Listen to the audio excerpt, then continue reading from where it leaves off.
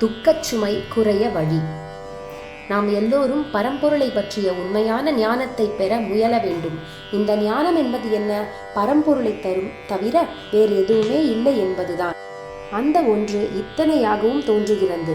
இத்தனையான தோற்றங்களிலேயே மனசை செலுத்தி கொண்டிருந்தால் சஞ்சலம், ஏற்றத்தாழ்வு இவற்றால் உண்டாகும் கஷ்டங்கள் எல்லாம் ஏற்பட்டு கொண்டுதானே இருக்கும். இத்தனை தோற்றத்திலிருந்தும் மனசை திருப்பி இவற்றுக்கு காரணமான ஒன்றையே அறியத் தொடங்கினால் எண்ணமும் பலவாக ஓடி அவதிப்படாமல் சஞ்சலங்கள் ஓயும். ஒரே வஸ்து என்ற பின் சஞ்சலிக்கவோ ஏற்றத்தாழ்வுக்கோ இடம் ஏது? அந்த நிலையிலேயே நித்திய சுகத்தை பெறலாம். இந்த நிலையைத்தான் ஞானம் என்கிறோம். உலக வாழ்வில் கூட சுகம் வருவது போல் இருக்கிறது. ஆனால் அது நித்தியமாக நிலைத்து நிற்பதில்லை. வெளியிலிருந்து வருகிற சுகத்தை நாம் எப்படி சாஸ்வதமாக்கி கொள்ள முடியும்? வெளியிலிருந்து வருவது நமக்கு சுவாதீனப்படாமல் நம் கைவிட்டு ஓடியும் விடும். அப்பொழுது அதனால் கிடைக்கிற சுகமும் போகத்தான் செய்யும். இப்படித்தான் இந்த நிமிஷம் சுகமாக இருப்பது அடுத்த நிமிஷமே மறைகிறது. அடர்ந்த மரத்தின் கிளைகள் ஆடுகிற போது இடுக்கு வழியாக கொஞ்சம் வெளிச்சம் வந்து பாய்ந்துவிட்டு அடுத்த நிமிஷமே நிழல் வந்து மூடிக்கொள்வது போலத்தான் உலகத்தின் துன்பத்துக்கு நடுவில் கொஞ்சம் கொஞ்சம் சுகம் தலையை எட்டி பார்த்துவிட்டு ஓடிவிடுகிறது. நிரந்தர சுகம் என்பது உலகத்துக்கு காரணமான ஒன்றை அறிவதுதான். உலக வாழ்வில் சகல மனிதர்களுக்கும் அளவில்லாத கஷ்டங்கள் உண்டாகத்தான் செய்யும். பணக்காரன், பெரிய பதவியில் இருப்பவன் கஷ்டமில்லாமல் இருப்பதாக மற்றவர்கள் நினைக்கலாம். அப்படி நினைத்து தாங்களும் அவர்களைப் போல பணமும் பதவியும் பெற பாடுபடலாம். ஆனால் பணக்காரனை, பதவியில் உள்ளவனை கேட்டால் தெரியும் அவனுக்கு எத்தனை கஷ்டங்கள் என்று.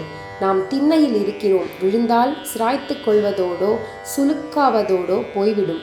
பணக்காரனும் பதவிக்காரனும் மாடி மேல் இருக்கிறான். எனவே அவன் விழுந்தால் எலும்பெல்லாம் முறிந்துவிடும், பிராணாபத்து உண்டாகும். ஒருவனுக்கு பணமும் பதவியும் உள்ள போதே அதனால் உண்டாகிற சிறிது சுகத்தோடு தன் பணம் பதவி போகக்கூடாது என்ற கவலை சுகத்தை விட அதிகமாக இருக்கிறது.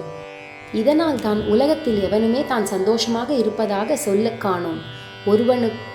ஒவ்வொருவனுக்கும் தானே மகா புத்திசாலி, தானே மிகவும் யோக்கியன், தானே ரொம்பவும் அழகு என்று நினைத்து கொண்டிருப்பது போல அதிக துக்கம் உள்ளவனும் தானே என்று நினைத்து கொண்டிருக்கிறான்.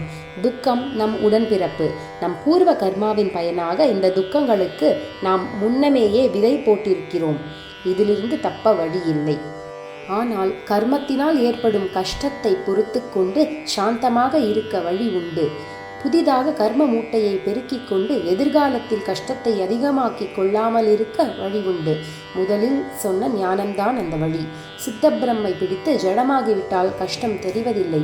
பைத்தியத்தின் கஷ்டம் வேரூன்றி நிற்பதில்லை. ஆனால் சித்தப்பிரமையில் நித்திய ஆனந்தமும் இல்லை, தூக்கத்தில் துக்கமில்லை.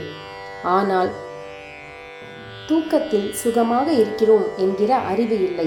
ஞானிதான் எப்போதும் விழிப்பிலேயே இருந்து கொண்டும் சாஸ்வத சுகியாக இருக்கிறான். அவனது தேகத்தில் சிரமங்கள் இரா என்பதில்லை.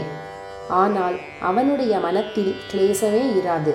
வெளியில் இருக்கிற சிரமம் அவன் உள்ளே பாதிப்பதே இல்லை. கிணற்று ஜலத்துக்குள் நீர் நிரம்பிய குடத்தை இழுக்கும் போது கனம் தெரிவதில்லை.